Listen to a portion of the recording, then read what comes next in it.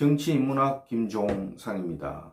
민주당 이재명 대표 결국 기소되었는데요. 부인 김혜경 여사도 공범 배모 씨가 지금 기소가 되었기 때문에 기소될 가능성이 높습니다.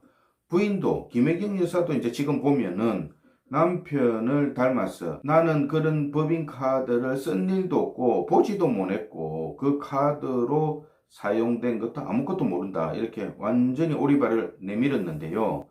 좀 더 지켜보면은 보강수사를 통해서 결론이 나겠지요. 민주당은 비상이 걸렸고 결국은 윤석열 부인 김건희 여사를 맞불 놓는 차원에서 지금 특검을 주장하고 있습니다. 어쨌든 추석을 앞두고 지금 정치권이 꽁꽁 얼어붙었는데요. 정기국회, 9월 정기국회가 제대로 굴러갈지 의문입니다. 윤석열 정부가 출범 초기부터 상당히 사면 초과에 몰린 것만은 분명해 보입니다.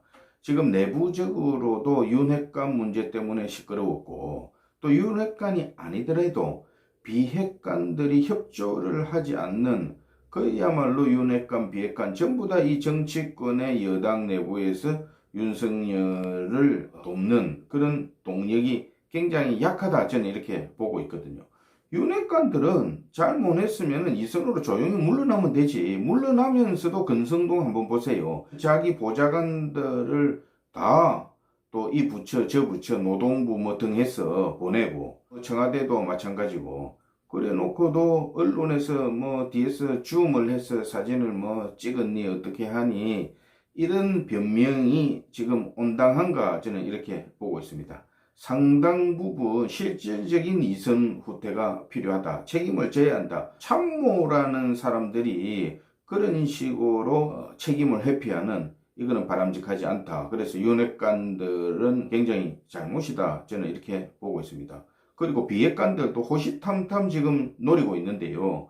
이준석부터 보면은 국민의힘 내부의 많은 정보도 자신이 잘 알고 있지 않겠습니까? 그러다 보니까 최대로 지금 부당하다 하면서 내부를 흔들고 있는데요. 이게 나중에는 자기의 미래 정치에 저는 부메랑이 되어서 돌아올 것으로 저는 보고 있습니다. 본류의 국민의힘 지지는 상당 부분 잃을 수밖에 없다. 어느 선에서 멈췄어야 되는데 그야말로 그 선을 넘었다. 그게 저는 개인적인 판단입니다. 또 지금 문재인 정부가 지난 정권 5년 내내 인사해놓은 그 부분들 때문에 공무원 있는 뭐 정부 부처도 그렇고 또 산하기관 뭐 여러 가지 공공기관도 그렇고 대표적인 케이스가 전현희 지금 인권위원장인데요.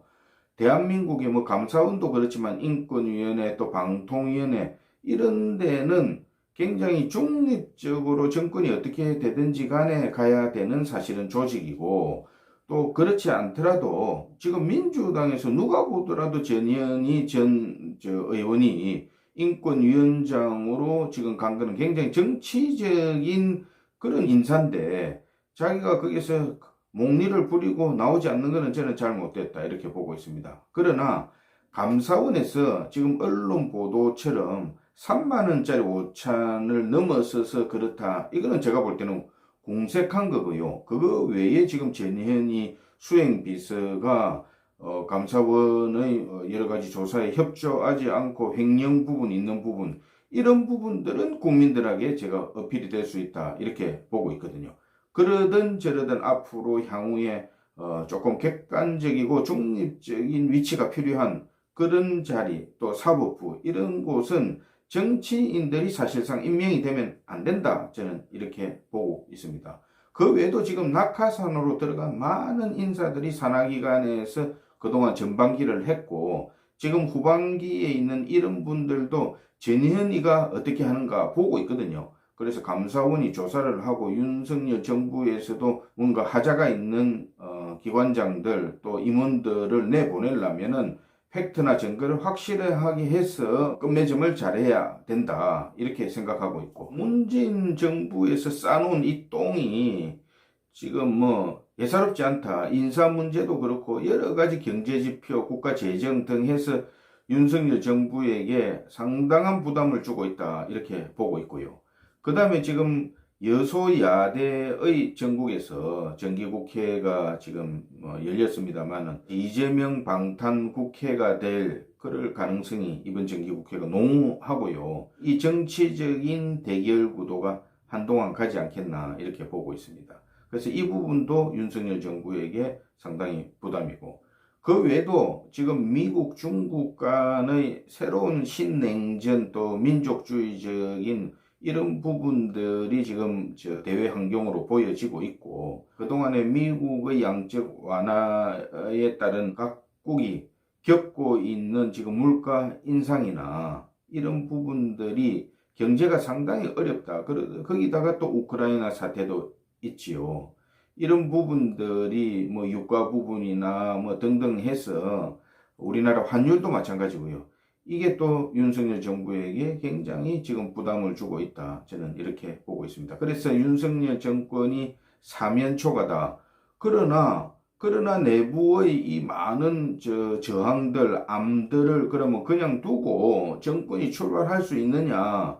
그래서 결국은 저는 어느 정도는 하고 가야 되는데, 이 부분에서 여당 전체가 똘똘 뭉쳐서 가야 한다. 이렇게 보고 있습니다. 이 모든 지금 현재의 어려움의 중심에 지난 무능한 문재인 정권이 있다. 이렇게 보고 있습니다. 지금 알박기를 포함한 문재인 정권에서 심어놓은 여러 가지 인사 부분도 그렇고, 또 여야 간에 또 국민들을 갈라치기 해서 윤석열 정부에게 그대로 물러줬고, 문재인 정권 초기에 태양광이니 또 신재생 에너지니 해서 이런 부분에 상당한 문제점이 있었습니다. 옵티머스나 우리들 병원의 어떤 대출 문제, 또 바이오 뭐 등 해서 이들이 돈을 챙기기 위해서든 어쨌든지 간에 문재인 정권 사람들이 많은 부분에 지금 문제점을 남겨놨는데요.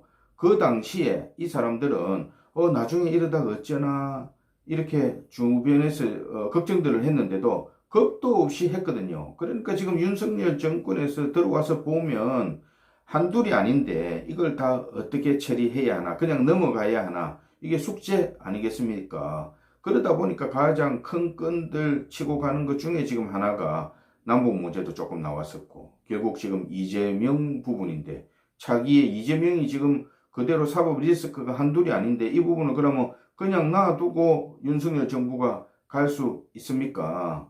저는 저항이 굉장히 심할 걸로 보지만은, 그러나 환부는 도려내야 한다 이렇게 보고 있습니다. 굉장히 지혜가 필요한데요. 이 저항들이 지금 예전에 김대중, 김영삼 이때의 시민운동하던 이 사람들도 또 버젓이 나와서 어디든지 끼어가 있습니다. 이들이 새로 또 야인처럼 시민단체에 나와서 선동을 하고, 또 문화예술인들 일부 좌파 성향이 깊은 또 어떻게 보면은 교수 집단, 또 강경 민주노총 같은 이런 노조, 이렇게 해서 윤석열 정부에서 만일에 잘 못하면 호시탐탐 기회를 노리고 있다가 이들이 또 예전처럼 일어서려고 지금 하고 있다. 밑에서는 상당히 물밑에서 야합들이 일어나고 있다. 저는 이렇게 보고 있거든요. 그러다 보니까 원내에서조차도 지금 민주당 그 박홍근 원내대표가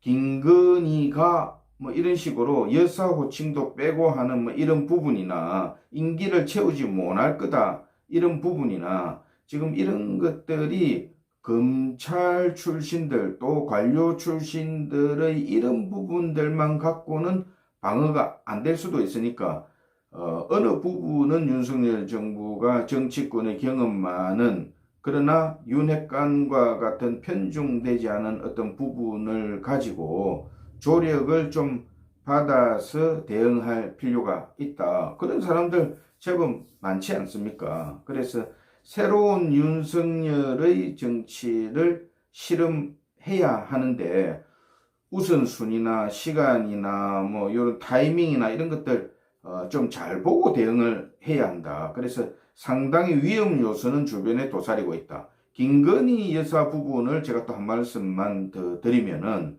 김건희 여사의 경우 본인이 사과문을 대선 전에 하면서 자기 학력 부분이 일하고 같이 하다 보니까 좀 부풀려진 부분이 있다. 이렇게 해서 벌써 그 부분은 국민들이 심판을 했고요.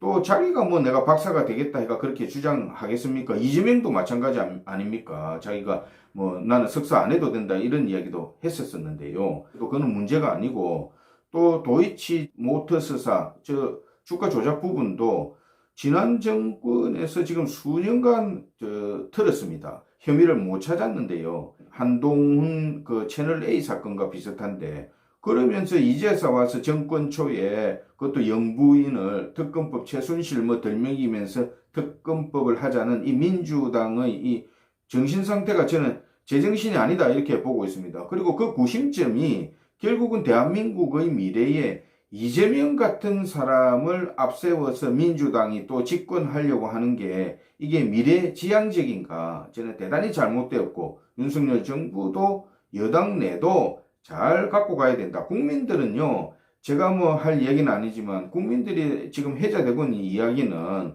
이번에 김무성 지금 평통 뭐 부의장 임명건도 그렇고 그거 외에도 예전에 뭐 박덕흠 의원 또 이번에 사무총장 임명하려고 했던 시도 국민들이 모를 것 같지만은 전부 다 기억하고 있습니다. 그래서 윤석열 대통령이 처음에 잘 모르고 정치하다가 이제 정치가 뭔지 조금 알겠다 했는데 또 대통령이 되고 그것도 지금 경험을 하고 있는데 다 잘 정돈하고 빈틈을 보여서는 안 된다. 상당히 곳곳에 지뢰밭이 있는 상황이다. 그리고 언론들 한번 보세요. 민주당 편을 드는 이 패널들 전부 다 민주당에서 뭐 한 자리씩 끼고 있었던 사람들입니다. 그 사람들 경력들 그대로 표시하세요. 그래서 이 보수 언론들까지도 지금 애매한 스탠스를 갖고 뭐 민주당 쪽에 있는 좌파 쪽에 균형을 맞추려고 그러는지 모르겠는데 지금 저 홍보팀에서 체크해야 한다. 지금 뭐 유튜브나 뭐 이런 데 여러 가지 조작들도 많이 일어난다. 저는 이렇게 보고 있습니다. 그래서 이런 부분들도 챙기고 윤석열 정부가 제자리를 잡으려면은 상당 시간이 걸리는데 내년이 여하튼 총선 없는 한 해가 있으니까 악역을 좀 담당하고 힘이 붙이더라도 저는 뭐 제대로 정상화를 위해서 짚을 거는 짚고 가야 된다. 이렇게 보고 있습니다. 그래야 대한민국의 미래가 있지 않겠습니까? 정치 문학 김종상이었습니다. 명절 연휴 잘 보내시기 바랍니다.